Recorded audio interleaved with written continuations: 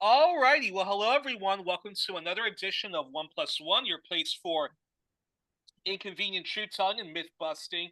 And on the program tonight, we welcome back our returning champion. He's a One Plus One fan favorite. It's Dr. Jared Ball, who is a university professor of communications, professor of Africana studies, and media studies at Morgan State University. He hosts the brilliant I Mix What I Like, and he's co-host of Earn Your Liberation Saturdays with Actually, no, I gotta correct you on that. We don't EYL doesn't we haven't been we've not been doing that anymore. So it's just my show and some collaborations with Black Liberation Media on the morning show and Saturdays with Renee. exactly the remix morning show. Sorry to hear that about EYL, but Mm. we'll talk about that off the air. And yes, No, it was actually pretty public. It was just a disagreement on where the show goes. on how we what should be done, and it was thought that Diallo and Geechee will go off, and I think they're doing something on Diallo's platform, and Geechee will sometimes work with me on at Black Liberation Media, but it's primarily it was fun while it lasted, Well, that's and well, I wish them all well. that's a damn shame, and that goes to show you how far behind I am on my Black Liberation Media stuff. Because, and I will be honest, I am very much far behind on my No, meanwhile it's all good. program. I think we all are. It's difficult to keep up with everything. There's a lot of content out there. There's a lot happening in the world, so it's no problem. All right. And of course, Jared is the author of "I Mix What I Like," which is which I Mix What I Like, a Mixtape Manifesto, and he's co-author and contributor to a Lie of Reinvention, correcting Manny Marable's Malcolm X, and he's author of arguably one of the most important anti-capitalist books and Black Radical Leftist books, The Myth and Propaganda of Black Buying Power, Media and Race and Economics, which is in its second edition. And yeah, Black Liberation Media, like Black Agenda Reports, is your place for news commentary and analysis from a Black perspective. And we welcome back, welcome him back to the show. And before we get underway, Jared, happy Black History Month. How are you doing? I'm as good as could be expected. I hope you and yours are well. Same with the audience. And just for clarity, because I can almost hear Glenn Ford's voice echoing in my head. It's Go right ahead. news and opinions from a Black left perspective, not just Black. That Black leftist perspective. I hope I No, said that. you left it out there. Just on that second one. That's all. That's it. That's Well, all. thank you. Well, It's thank it. you. Yeah. Well, thank you for correcting me. See, this is the problem when you write everything down as opposed to just having it all typed up. But anywho, I was enjoying No, my it's my all good. free time in the kitchen, so that's why I have everything written down today. So, Jared, welcome back to the program. It's great to have you on Black History Month. And my first question I wanted to ask you, because this is a topic I've been wanting to do a show on forever, especially with you. And that is, can you share your knowledge on the music industry, and can you explain how, if you're a leftist and if you're an anti-capitalist, if you study the music industry, that the music industry is the picture definition, the exhibit A case study of how wrong and unjust the capitalist, or as I call it, the craptalist system is. Go right ahead.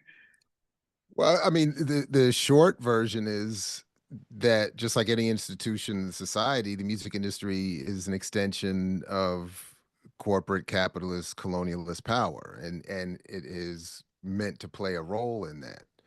And so it's a tightly incestuously owned and operated environment where I think right now you have primarily three music labels connected primarily to three platforms.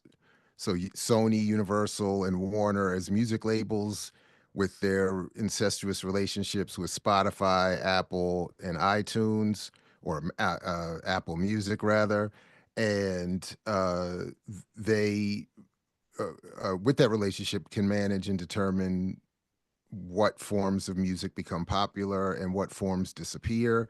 And this is a modern day extension and evolution of a process that's been going on since the music industry began. And even before the music industry, even when they were still doing sheet music, sheet music, the consolidation of the industry there and access, kind of, we were talking off air about religion a little bit. It's not that, I think, dissimilar from what happened with the Gutenberg Bible, that it was access to the printing press and an imperial desire that had as much to do with the expansion of Christianity as anything divine.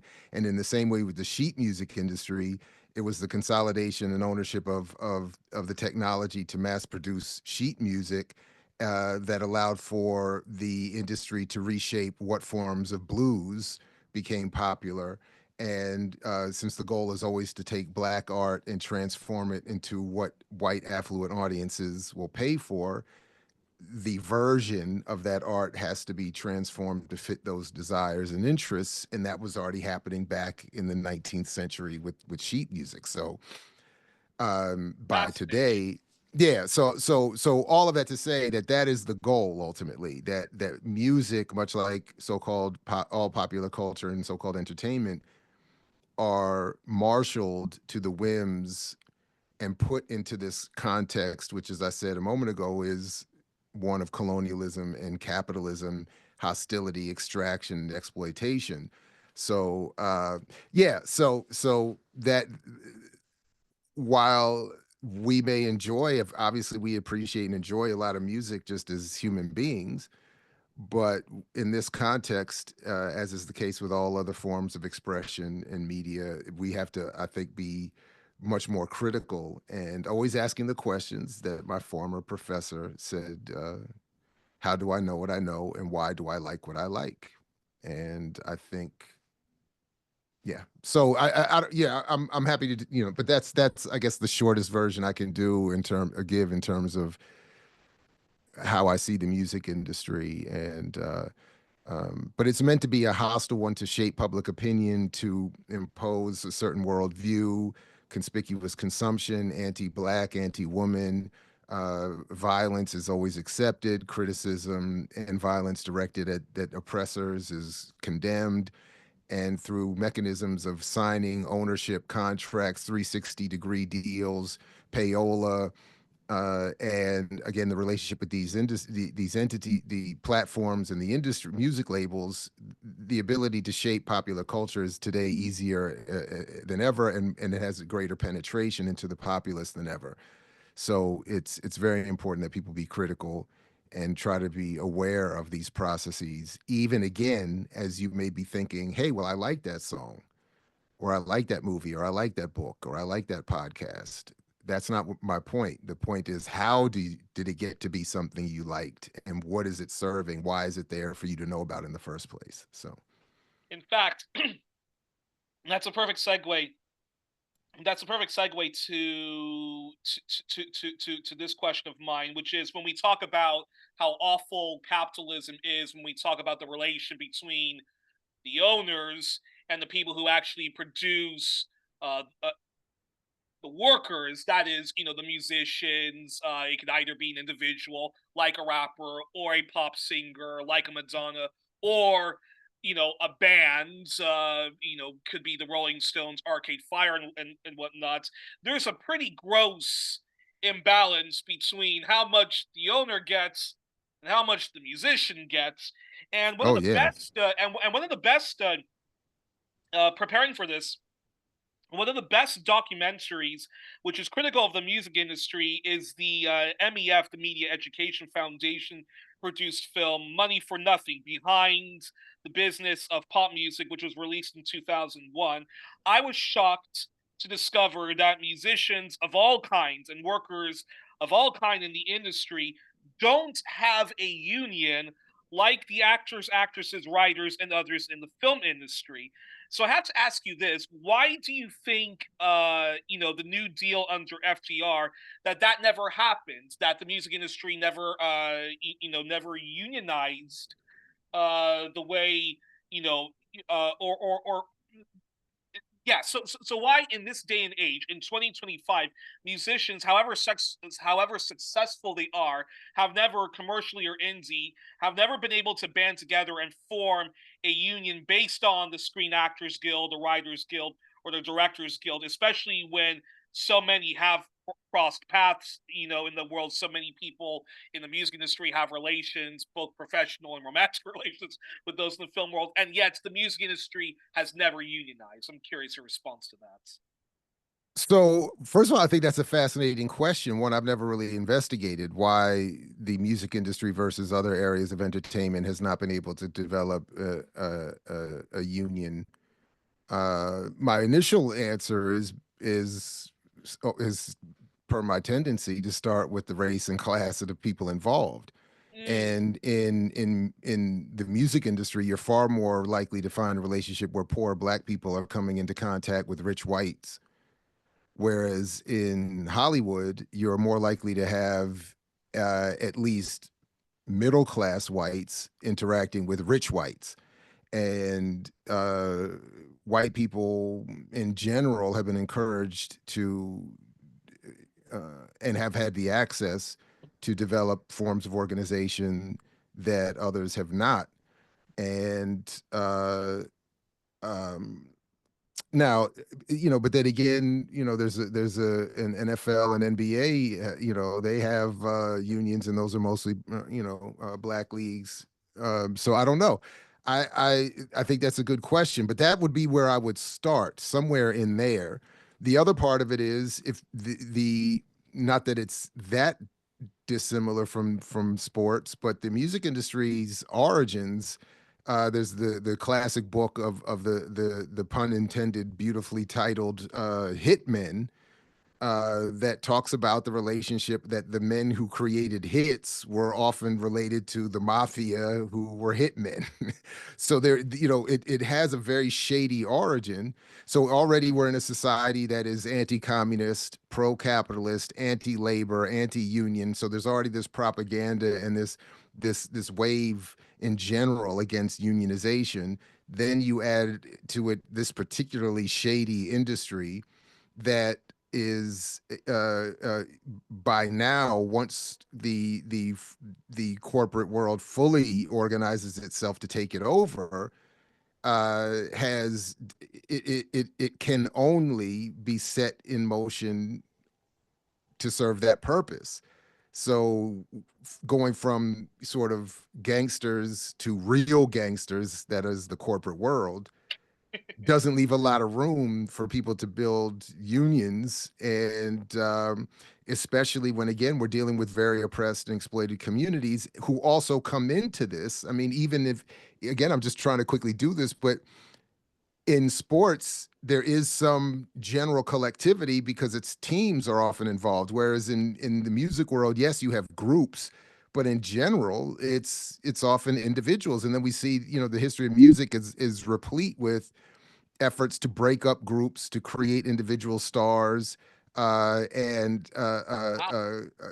so that happens all the time. Whereas at least in football, basketball, etc., the goal at the end of the day, you do need some sort of teamwork. I don't know. So I think that's a fascinating question you raise, and this is just my off the top attempt to answer it. But I think in somewhere in there is likely why we don't have. And then in this country, in the United States in Like a particular, musician's, yeah, union guild, or however the title is right. called. And then in the United States in particular, where pop culture has always been based on an exploited version of Black performance that needs to appease white affluent audiences. Again, there's going to be even less incentive to allow for any control over the labor and ownership of the art. And again, we are in the end, we're talking about people who, even at their most famous, don't own their art. So that's another part of it. So unions would just be anathema as an idea from the beginning, you know, to the music industry in ways maybe unlike anywhere else. And then it is a again, it's a primary mover of public opinion. So those in power can't give too much room now. Uh, you know, even more than sports, music has so much more to do with setting people's tones and attitudes and worldviews and agendas and consciousness. Um, yeah. So somewhere in there, I think is a good answer to your question. I don't know. Well, it's interesting, and if and it's definitely something for you to do on Mix. I like to dig deeper into this and to try to find journalists to sort of answer that. Maybe. That's a perfect segue, and actually, that's a perfect segue to this question. Now, excuse me. Now, I've lost count of how many times I've seen VH1's Behind the Music documentary or seen any documentary on a popular, well-known recording artist or a rock band or a rap group or an R&B group. And usually every time that group breaks up, it's always because one wasn't paid equally or someone did not want to pay the others equally or the record company or producer made all the profits and simply didn't want to split the profits and divide it up fairly. The most notorious case I know that comes to mind is the man who's currently incarcerated and is in prison, Diddy, Puffy, P, Diddy, Sean Combs, and Bad Boy Records. Uh, Jeff Jam, when Def Jam and its many subsidiaries. The best examples was the Beastie Boys when they divorced themselves from Russell Simmons and Rick Rubin, and Jay-Z and Rockefeller Records, now Rock Nation. And for hip hop fans, if you don't hear anything from Amil or Beanie Siegel anymore, take it up with Jigga. So, Jared, can you comment on this? And if you know an example, please feel free to talk about the knowledge you have about this, notably the case of Prince and the brief time he was known as the artist formerly known as Prince. I'm curious your response. Well, you mean specifically into how the industry rips off artists? Is Yeah, that what you? I mean, there's. So first, before I forget, because I'm going to do it myself, I would encourage you and anyone else to reach out to or just check out the work of Wendy Day, who for my entire adult life has been leading the defense of rap artists and people in the industry. And she has her own YouTube channel, and she's been helping even right up to right now. I just saw recently she did an interview with somebody whose job it is to help artists recuperate royalties and other monies ripped off, you know, for going back decades. So so anyway, I just, you know, I think shout out to Wendy Day and her work. I mean, she's been calling this out for a very, very long time and trying to help people. And then I noticed that she was totally ignored during the 50th anniversary, all the celebrations around the 50th anniversary of hip hop. I think in part because her presence would expose the contradiction that we're talking about here. But the point being that, I mean, as I said, going back to the days of sheet music, going back to the days of blues, going back to you know uh, Muddy Waters and who was the other one who sued bands like Led Zeppelin and the Beatles. I mean, people, Rolling Stones, who literally took their name from a Muddy Waters song. yeah. Pink Floyd is named after two blues artists. So there's a whole, who don't get their credit. People just don't get their credit. But Big Mama Thornton getting ripped off by Elvis. I mean, it just goes. It goes on and on and on. Everybody, and then De La Soul, famously, rest in peace, Dave, got ripped off by Tommy Boy. as did Michael Jackson, who ended up calling Tommy Mottola the devil. I mean, this is, and then, you know, I mean, Sylvia Robinson, you know, I've argued that just in terms of hip hop's history, Sylvia Robinson, who's credited with bringing a Sugar Hill Gang, I mean, she created, even as a black woman who had been exploited herself in the industry, she gave us you know, the blueprint for the initial hustle and ripping off artists and creating fake groups and all kinds of stuff in her concoction of Sugar Hill Gang and exploiting the rappers whose rhymes they were taking and not giving credit to. I mean, so there's, you know, but that's the industry is it's, others would say it's about making money and providing entertainment. The reality is that entertainment is itself best understood as counterinsurgency, psychological warfare in the context of this society. Yeah. So the idea that you're going to get some sort of fairness and equitable treatment in these spaces is to invite hallucination, and that's you know, and then it gets, you know, oppressed communities then are gaslit with the whole idea that this is a pathway for you to get out of the conditions of poverty that we produced for you. But that's why I keep saying again, just to sort of bring it back to your question, the cycle of ripping people off in the industry had to repeat itself within hip hop, which is itself being produced by colonized communities in the United States, and cannot be allowed to be what upsets that colonial relationship. So that's why the South Bronx is as poor today as it was in 1970 when it produced the it was given credit for producing the hip hop we're talking about now. But that's the point. Yeah. It has produced billions of dollars for 50 years for everybody but the people that produced it, which is the Right. perfect example of how colonialism works.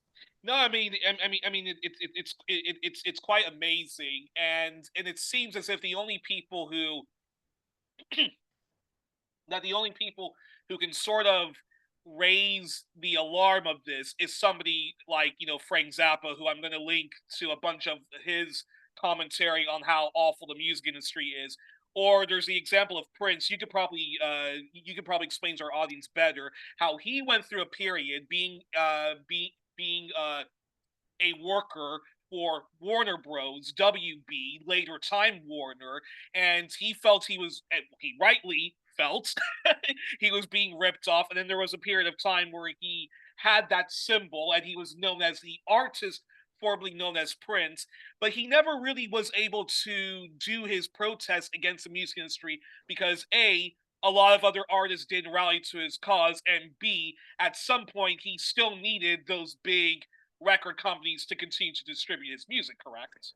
Well, yes and no. I mean, so Prince is a little bit, I think, well, first of all, we see again how people outside of himself who are now in control of his art are determining that we will not get access to a new documentary about him that Ezra Edelman had created for Netflix.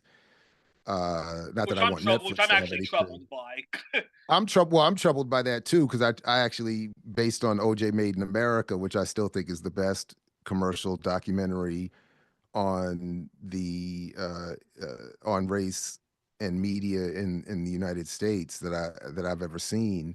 I trust Edelman to have done a good job with Prince's documentary, but people who control his estate, who I could be at least more interested in preserving uh, a commercial image than anything that more revealing and interesting, have shut it down. So but the point being that's, as they said, you're worth more dead than you are alive when you're an artist, and because your copyright and your image are not your own, and Prince was not even able to secure his. But but it was still a little different because he did wage a protest by renaming himself re-recording his music so that Warner wouldn't be in control of the previous recordings. And then um, because he was famous enough, yes, he did rely on corporations for certain other things, but because he hadn't reached a certain level of fame, he was able to, for instance, I got his musicology album or CD by showing up at his concert.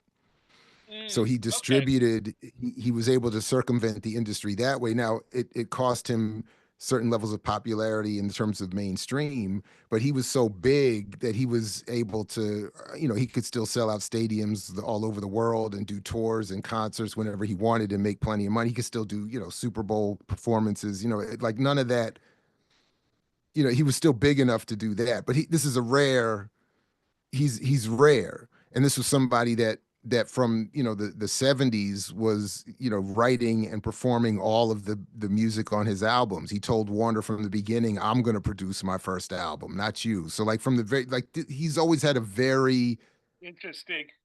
first of all, he had a very rare talent. He had a very rare moment in entering the music industry.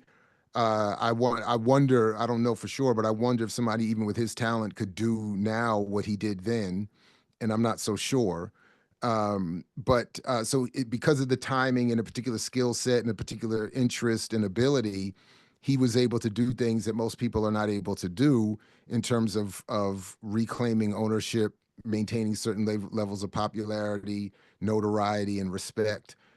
Whereas so many others are just disappear if they would try to have done what he did, or they can't withstand that lack of support from the industry. So Interesting. yeah, And if we talk about the music industry of back then, and the hip hop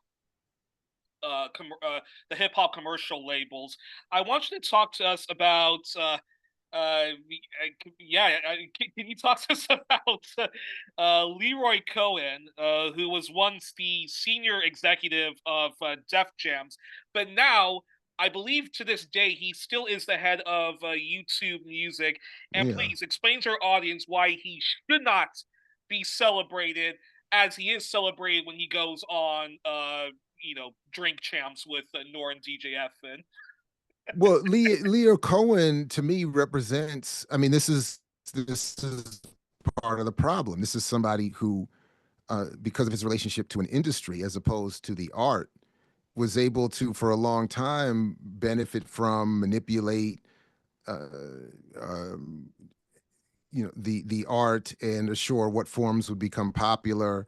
And as a Zionist, he had a certain politics. It's for me not just that he's white, male, or a Jew. It's that he's a Zionist, a capitalist, and has a particular narrow concept of the world and of Black people, and uh, and has positioned himself through the industry and his what is often described as bully tactics, and to have an undue control over the art. And what most people don't realize, as you just outlined, is that this is somebody for 50 years now who has been involved in determining what forms of Black art become popular, who benefits most financially from that, and that has, I think, a wildly negative effect on the public opinion of audiences, the quality of the art that we get, the forms of art we get, and but it speaks to the fact that what we're talking about here, that in this case, Black people are not and have never been in control of the art they produce.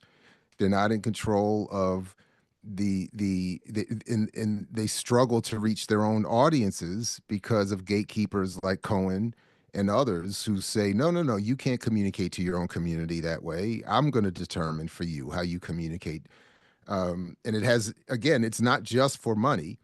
It has, I think, mostly to do with managing public opinion and making sure that certain questions are not raised, certain forms of political consciousness are not engaged, certain ideas are suppressed. And if we do it just through all the guise of entertainment, dancing, partying, and some good music, it's harder to identify. But the fact that he's still here and the fact that he's still he's in charge of the biggest music platform in the world, it speaks to the point I'm getting at, that there's been no change in the relationship Black people have to this society. There's been no upheaval in terms of wealth redistribution, political power, none of that. And all of this great and not so great hip hop that's been produced has only been to benefit the bottom lines financially and politically of a ruling elite. And nowadays, the students, and I teach it at HBCU, and almost all of my students are from working class Black communities in the United States and around the world. They don't know anything about. They don't even know what the original four elements of hip hop are. They're not introduced to the histories of hip hop activism, the history of the evolution of the art. I mean, there's very little, and that's, I think, by design. And I think it has everything to do with the fact that and is signified by the ongoing presence of Leo Cohen. I mean, that's a perfect example of how this has been meant to work. You would think that after 50 years and an increase in popularity,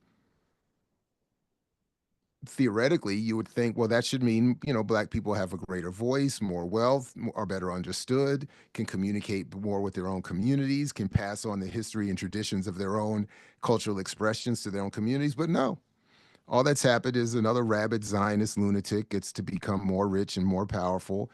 And the Black community that comes to my classes, I think, exemplifies a lot of what he exemplifies in the ability to suppress a certain consciousness and promote another one. While we still have time, talk to us about how Bad Boy Records is a perfect example of just how grotesque the music industry is, and how Black capitalism is not going to save you. Now, currently, Sean Diddy Combs is being investigated for apparently human trafficking, the abuse of children. I think the jury is still out on that, and innocent until proven guilty. But I know for a fact, without without a question of a doubt, he is a monster when it comes to when it comes to his business practices, not paying artists what they're due, and even when they do threaten to leave to a record label, and they do get out of their abusive contracts, they're either left destitute or we simply never hear from them again. So, talk to us about the dark side of Sean Diddy Combs, or is it all dark? That's a Pink Floyd. Well, I don't, it sounds like it's getting worse and worse. But for me and for some of us, we were calling him out as being complicit in the corporate takeover of the art and playing his role as what a Black capitalist would play. That is, a subsidiary to white capital, to white supremacy and colonialism, and performing the tasks of rebranding those very white reactionary conservative ideas as something Black, progressive, excellent, or as an advance. So, and Puffy, I thought for we had been calling him out for a long time as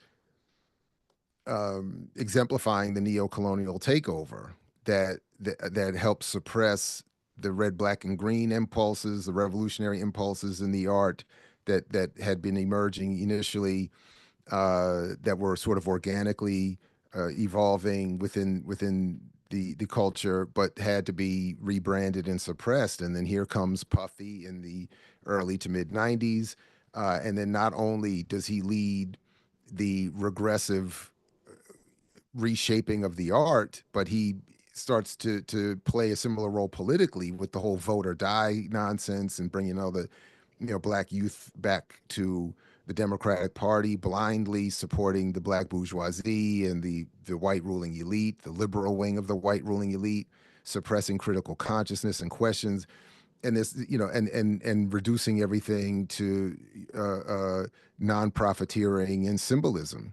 And it was a major problem for those of us who were involved in various forms of activism and political organization, where that sort of style of slick, t-shirt wearing, flashy kind of, non-profiteering could become seen as legitimate. And then for the, and I thought it sort of culminated negatively at the 2004 National Hip Hop Convention in Newark, Talk about where, that, yeah. well, I thought it was beyond disturbing that the conclusion politically of the gathering, which was supposed to be announcing and which claimed to be launching and announcing the arrival of a politicized, organized hip hop community that I've never thought was properly defined, that is hip hop nationhood or community. Uh, but all it ended up doing, and I remember the late great Amiri Baraka leading the charge with Dead Prez on the stage behind him, telling us that it was our mature duty to vote for John Kerry. And I mean, to me, it was like to borrow some language of my children's generation, this was a political crash out moment for me. I was like, wait a minute, all of this energy and radicalism and shit talking, and the best we can do is organize as a hip hop community in defense of another imposed Democratic Party nominee. Are you serious? And then we got Amiri Baraka, and I'm not saying Dead Prez were co-signing this per se, but to see them all imaged by being up there together, I'm like, this is. Well, what that reminds me, while we're talking about, hip hop and so forth, what that moment that you described reminds me, it reminds me of actually one of the reasons why I hate the Roots probably more than any, commercial bling bling rap artist, because here the Roots do a music video, that song that, Never Do What They Do with Raphael Sadiq, mocking the kind of hip hop that was being produced at the time, and then fast forward to 2001 or 3 or 4, they're the backup band to Jay-Z. Fast forward a couple years later, they're now the in-studio band of the biggest, to quote Bill Hicks, the biggest cultural train wreck, which is The Tonight Show, but not with Jay Leno, with Jimmy Fallon. Wow, a Bill your thoughts Hicks on that? reference. That's a deep cut right there. Nobody knows. Have you ever heard the conspiracy theory that Alex Jones is really Bill Hicks, fat and reincarnated? Have you ever heard that one? And I would say hell no, given Bill Hicks is consistently progressive leftist rest in politics, peace to and Bill Alex Hicks. Jones is And consistently regressive yeah, politics. yeah, yeah, absolutely. It was the argument was that he rebranded himself to make money, and there is an eerie similarity in their look if you go back to when Alex Jones was skinny. But no, I don't mean to disrespect Hicks's politics by the associate. I just can't help. All white Anyway, Texans. Well, all white Texans. yeah, all white Texans look alike. But listen, it's even worse than that because if you watch the movie Boomer, not Bamboozled, Spike Lee's Bamboozled, the Roots play a caricatured version of what they're doing now, where they play the house band for the talk show in that film, and they're called, I think they're called the Porch Monkeys. Yes, In that yes. in that right, and then here they are doing it in real life for Jimmy Fallon, and we're supposed to praise it. We're supposed to see this as a victory. We're supposed to see this as them having overcome and become successful.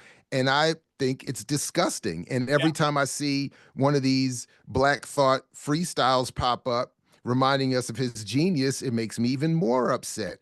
In part because I think you only did that so that you could retain some sort of phony street credibility, because you know that some of us are out here looking at what you've done as They have done what they do now.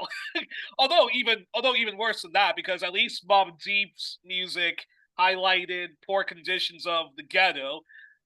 Biggie, to a degree, there was some, gangster rap in the first one, and then he went. Well, I think he was always a mixed bag at best, and I say that in Yeah, a but very, wait a very minute, positive stuff. But if you look at the roots, they were like, yeah, we're Afrocentric, we're Afrofuturistic, no, again, Afrofuturistic. Yuri, Yeah. Prodigy, Prodigy and Biggie did us the service of dying before that they could become re-imaged as something they never were. The Roots have just have in their survival and in their longevity become what they used to be a critic of. So this is the benefit of it's in Black History Month. How many great ones? I think how old am I now? What is this? I'll be 54. I'm 53 right now. How many of our heroes and heroines made it to 53? Very few. So And so many of the it's ones who have gone past that age have, for flipped. lack of a better word, So become sellouts. so They have become the Black misleadership class of their own. Chuck D had a track where we would hear, I think it was Farrakhan or somebody saying they would, some of our greatest leaders would rather switch than fight. And now here you are with Chuck D running around with Anthony Blinken talking about, the State Department and is we're going to use culture to spread American diplomacy around the world, and this is a good thing. It's diabolical, as Skip Coon would say.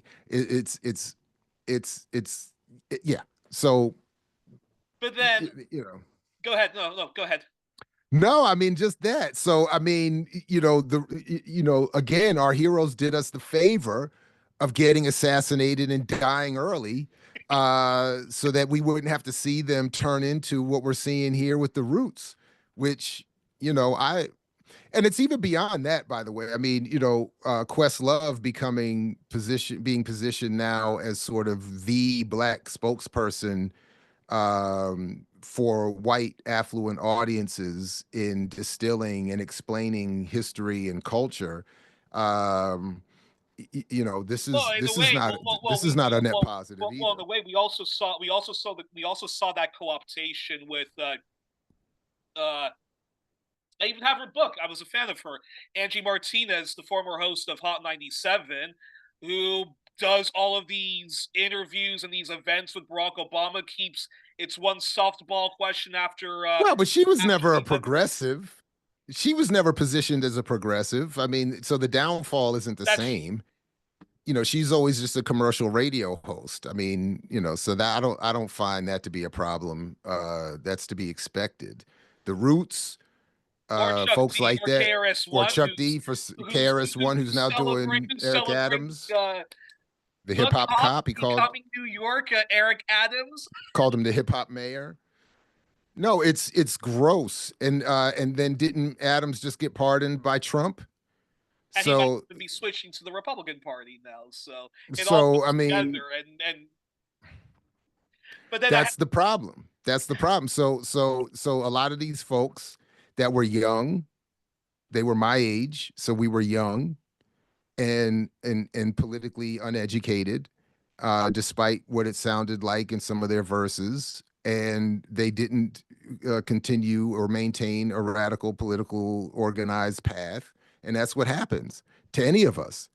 There that any of us, if we disassociate from movements and political spaces and get swept up in our careers, whether they're journalists, academics, or musicians, it can easily become that we flip, and it happens in academia all the time too. People start off one way, and then they see what the career opportunities are or are not, and flip.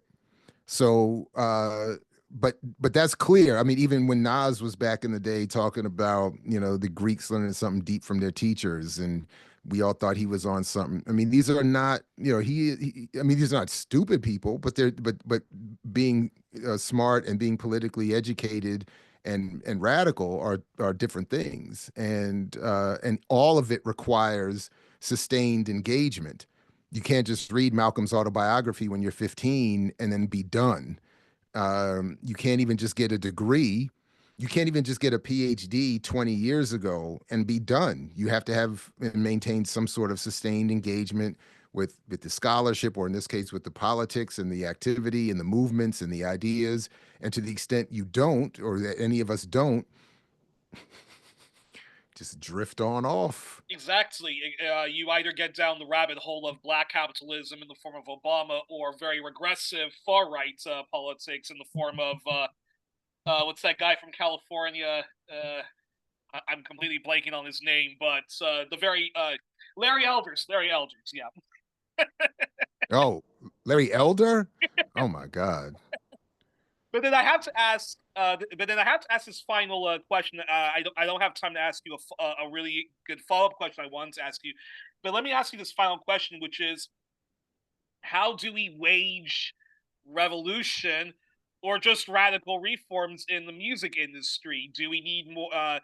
Because apparently we can. Because apparently America, if it wanted to, could break up the big music monopolies and even film monopolies with the antitrust laws. We talked about the importance of unionization, but how much does even starting our own radio or YouTube or SoundCloud outlets, or even these new outlets, which unfortunately are overpopulated with the far right, like Rumble and Rockfin, can we be able to create new music like that, which actually pays its artists well? Or even start like our own radio shows, alternative radio shows doing that? Like, is that one step on top of antitrust laws and unionizations that can help the music industry not be the grotesque capitalist industry that it is? I'm curious your thoughts. No, I mean, I feel very much the same way about this as I do about media, academia, or anything else. The change from within doesn't work. So I think, yes, we should all produce our own things. I think we should find ways to be more collective in how we produce and create different public spheres. That was the whole point initially with Black Liberation Media. Um, the We should definitely try to find ways to support artists and art that we want, that reflects the politics that we want to support.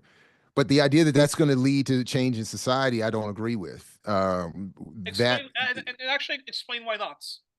Well, I mean, because as I was saying about the music industry, it is meant to reflect and support an existing structure, an existing society, an existing set of relationships. Uh, that cannot change until the political power that supports that changes. So if we want a different media environment, a different music industry, a different academic and community, we have to have political power and have to have sort of the revolution first. It's not going to be, we're not going to generate a revolution from we're not going to take over Hollywood by making good movies from the bottom, and then take over Hollywood, produce a bunch of good movies, and then have a revolution. We're not going to produce a bunch of good music that leads to a takeover of the music industry that then leads to a political shift that leads to, no, that's not how it works. It's the exact opposite. Uh, so I think in addition to learning more about how the industry works and what its relationship to society is, I think we need to be joining political organizations, becoming more militant in those organizations, and then having those organizations push for what I think, at least initially, is a sort of back end redistribution of all the wealth this society creates. So whether it's through music, media, or anywhere else, if wealth is being created, we should have public policy that redistributes it. So then we can start to change those institutions once that initial agreement has been met, which itself is going to take a lot of struggle and fight and pre-existing political organizations. So that's what I think. And then I think, and I mentioned it earlier, but Glenn Ford, I've been increasingly thinking more about what he used to say, that Black Agenda Report was never meant to target a mass audience. It was meant to target the specific niche community of academics, artists, journalists, activists, et cetera, who wanted to build a Black liberation movement. that's what I think we should be doing with our art and our journalism and our teaching and our in everything we do outside of the primitive accumulation of income for survival in this society. In other words, anything we're not doing associated for our day-to-day job, it should be dedicated to Jared, this kind of work. if I may interrupt, it Sure. sounds to me as if you're saying to somebody like me, don't be depressed about not having the millions of views a Jimmy Dore has, not having the audience of a Joe Rogan. What I have right now with 1+1 with the guests who I'm honored, like yourself, who are regular guests, or Neve Angler and L. Jones, be more happy if it targets a specific audience. But yeah, I mean, I get it. We all want bigger audiences, but the reality is we're not going to get them. The algorithm that is set in motion to defend the colonial ruling elite is not going to is already determined based on ad revenue, political preference, and so on and so forth. So it's not going to promote what you and I are doing in the way it would promote Joe Rogan and Jimmy Dore. And if it did, it would suggest that we were doing something akin to Jimmy Dore and Joe Rogan, which makes us politically useless. So that would be the point. Do you you know, and that's the conundrum in these spaces. Do you want a big audience that is apolitical and maybe even often hostile to these kinds of ideas, or do you want a smaller audience that's open to those ideas and may actually take them and build them into meaningful material work? That's you know, in terms of certainly YouTube and podcasting, that's always going to be an issue. Again, the more I get into YouTube, the more I'm reminded how happy I was broadcasting from the northwest corner of Washington D.C. from an attic of a church using an unlicensed illegal antenna to probably 5 people. But it was selfishly, it gave a sense of freedom and liberation and a sense of contribution that I don't think I know for a fact I would not be able to make were I on the biggest platform ever. One, the platform would not allow it. You'd be removed. But secondly, again, the size of the audience is not interested. Joe Rogan's audience is not interested in anything we've talked about here today, and would turn away immediately. So we can't use that as a standard. We should be. We can't really use any mainstream as a standard for numbers. I do think we all have to be a little bit more interested in having an impact on these kinds of spaces, not looking to have an impact in spaces in the mainstream that are not interested or welcoming of these ideas. And you know, it's kind of just quickly, it's really what I think about this whole stuff about the Super Bowl. The idea that Kendrick and Sam Jackson were doing something very deep and so forth. deep That and they've actually, surreptitious. No, absolutely not. And it's not even to put it on, it's not even to hate on them. They may have been trying, but you can't enter that space and produce something that's going to have any meaningful impact. The audience that's watching isn't politically prepared for it, interested in it. It's not the target audience, and most of the people looking to receive a positive message are projecting some unconscious hope for revolution that's not embedded in those messages anyway. So anyway, but there's obviously more to say, and I'm happy. You know, I know time is short for me today, but you know, I'm happy to always come back and talk more. But that's but no, yeah. in fact, it's very interesting what you said. Let me just say this before before I let you go, because I wasn't even going to talk about Kendrick, but you did mention it, and I'm not going to say all of my very critical opinions on Kendrick Lamar, but I will say the following though about Kendrick Lamar. Uh, there's an indie R&B hip hop artist called No Name who does a lot of work actually with Black Alliance for Peace. I think she even has like her own book club or something. She once called out Kendrick Lamar and other rappers for, why aren't you guys not only doing more protests? J. Cole in particular. She called out J. Cole in particular. Exactly. And she was saying to them, why don't you do more protest music or even show up to all of these protests? Now, I have Kendrick Lamar's his second last album, not the one with the song he got the Grammy of. I'm completely blanking on it.